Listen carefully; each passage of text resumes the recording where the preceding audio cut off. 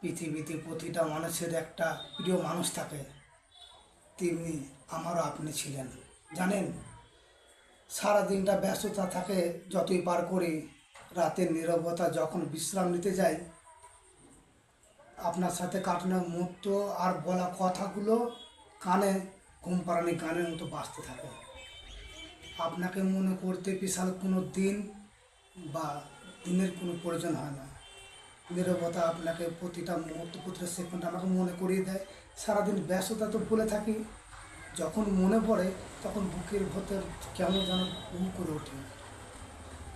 হয়তো আপনিও আমাকে ভুলে গেছেন।